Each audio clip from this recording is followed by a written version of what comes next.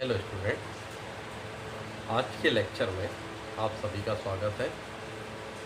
आज का हमारा जो लेक्चर है वो है एम.कॉम फोर्थ सेमेस्टर के optional group B group management के fourth paper strategic management view संरचनात्मक प्रबंध या रणनीतिक प्रबंध की पांचवी इकाई व्यू संरचनात्मक मूल्यांकन और नियंत्रण पर है।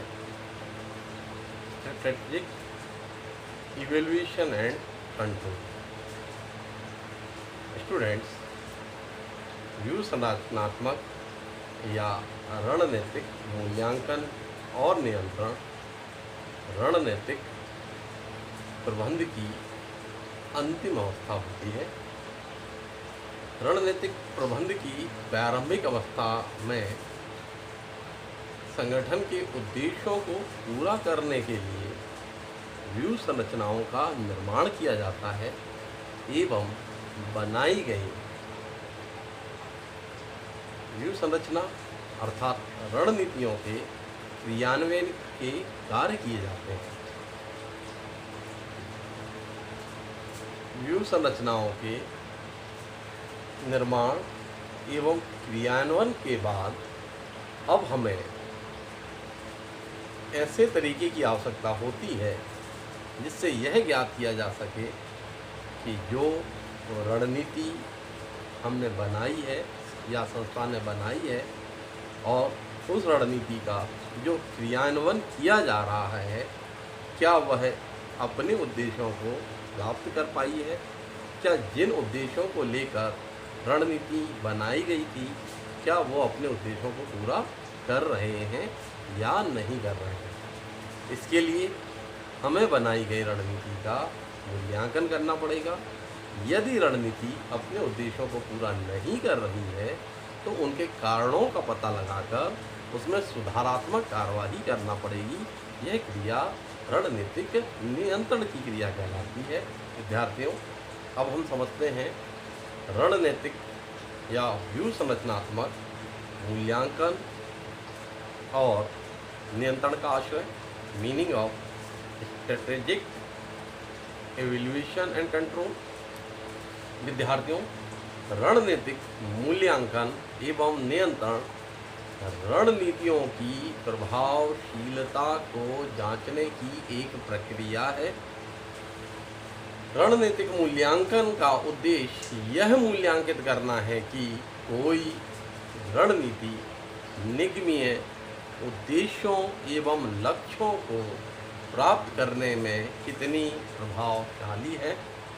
इस प्रकार हम कह सकते हैं कि रणनीतिक मूल्यांकन और नियंत्रण यह जांचने की एक प्रक्रिया है कि रणनीतियाँ अपने उद्देश्यों को कहाँ तक प्राप्त कर सकी हैं तथा उनमें यदि किसी प्रकार का सुधारात्मक कार्रवाई की जानी है तो वह किस प्रकार की जाएगी। इस प्रकार हम कह सकते हैं कि रणनीतिक मूल्यांकन और नियंत्रण किसी संस्था के उद्देश्यों की प्राप्ति के लिए बनाई गई किसी रणनीति की जांच और आवश्यक सुधारात्मक कार्रवाई की एक प्रक्रिया है। हम समझते हैं कि रणनीतिक मूल्यांकन एवं नियंत्रण की प्रकृति। मूल्यांकन एवं नियंत्रण की जो अवधारणा है वह एक व्यापक अवधारणा है। मूल्यांकन एवं नियंत्रण एक सतत प्रक्रिया है। रणनीतिक मूल्यांकन की प्रकृति में रणनीति के मूल्यांकन की 3 बुनियादी गतिविधियों को शामिल किया गया है। नंबर 1, किसी फर्म की रणनीति में अंतर्निहित आधारों को पूरा करना। नंबर 2, वास्तविक परिणामों के साथ अपेक्षित परिणामों को प्राप्त करना। नंबर 3, सुधारात्मक कार्रवाई सुनिश्चित करना यदि कार्य योजनाओं के अनुरूप नहीं हो रहा है। इस प्रकार रणनीतिक मूल्यांकन और नियंत्रण में रणनीतिकार दो प्रकार के प्रश्नों के समुच्चयों का उत्तर देते हैं। नंबर एक प्रश्नों का समुच्चय इस प्रकार है होगा, जिसमें रणनीतिकार यह पता लगाते हैं क्या जिन आधारों और मान्यताओं पर रणनीति बनाई गई थी वह सही सिद्ध हो रही हैं। क्या रणनीति संगठन को अपने लक्ष्यों की ओर अग्रसर कर रही हैं। क्या संगठन और उसके प्रबंधक कार्य योजना के अनुसार कार्य कर रहे हैं। क्या रणनीति बदलने या उसे फिर से बनाने की आवश्यकता है। ये सभी प्रकार के प्रश्न रणनीतिक मूल्यांकन से संबंधित। रणनीतिकार दूसरे प्रश्नों के समुच्चयों में यह पता लगाता है कि संगठन कैसी उत्पादकता दिखा रहा है। क्या संगठन में सब कुछ समय पर हो रहा है। क्या संगठन अपने संसाधनों का सदुपयोग कर रहा है तथा संसाधनों के सदुपयोग एवं निगमी उद्देश्यों की प्राप्ति के लिए क्या किया जाना चाहिए। इस प्रकार के प्रश्नों का पता लगाता है। विद्यार्थियों, अब हम देखेंगे रणनीतिक मूल्यांकन एवं नियंत्रण के महत्व। रणनीतिक मूल्यांकन एवं नियंत्रण के महत्व को हम अग्रांकित बिंदुओं द्वारा रेखांकित कर सकते हैं। नंबर एक, रणनीति की प्रभावशीलता की जानकारी। रणनीतिक मूल्यांकन एवं नियंत्रण से रणनीति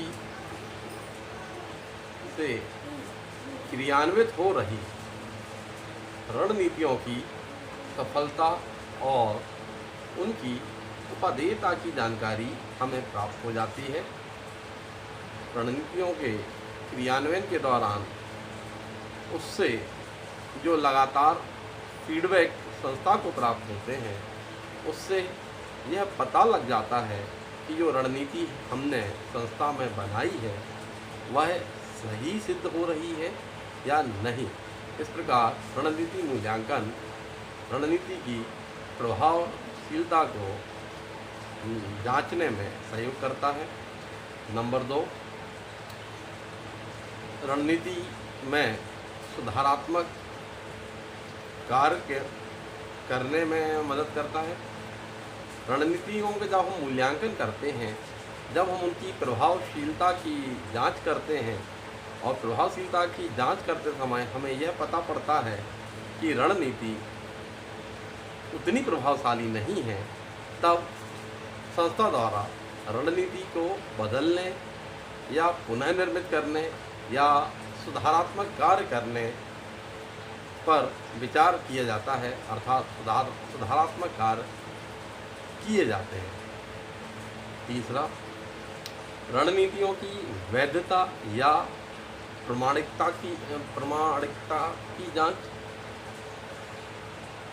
रणनीति मूल्यांकन एवं नियंत्रण से हमें यह पता चल जाता है कि जिन मान्यताओं एवं अवधारणाओं को लेकर संस्था ने रणनीति का निर्माण किया है, क्या वह सही सिद्ध हो रही है।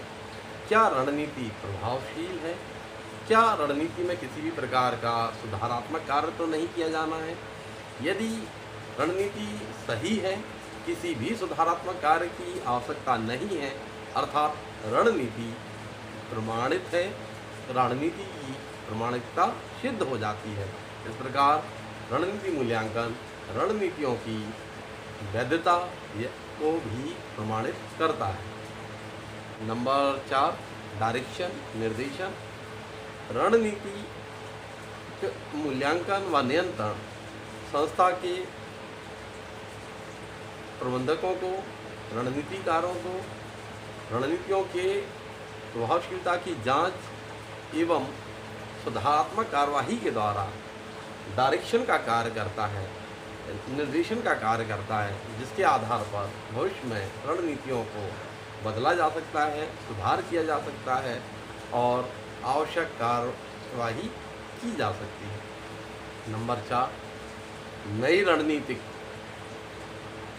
बनाने हेतु आवश्यक जानकारी को प्राप्त होना। रणनीति मूल्यांकन एवं नियंत्रण की प्रक्रिया में रणनीतिकारों को काफ़ी जानकारी और अनुभव प्राप्त होते हैं। इसी अनुभव एवं जानकारी का प्रयोग रणनीतिकार भविष्य में बनाई जाने वाली नवीन रणनीति के लिए कर सकते हैं। इस प्रकार रणनीति मूल्यांकन भविष्य में बनाई जाने वाली नवीन रणनीतियों के निर्माण के लिए आवश्यक जानकारी प्रदान करता है। नंबर 5, संसाधनों का सदुपयोग। रणनीतिक मूल्यांकन एवं नियंत्रण के द्वारा संस्था अपने संसाधनों का सदुपयोग निगमी उद्देश्यों की प्राप्ति के लिए करना सुनिश्चित कर सकती है।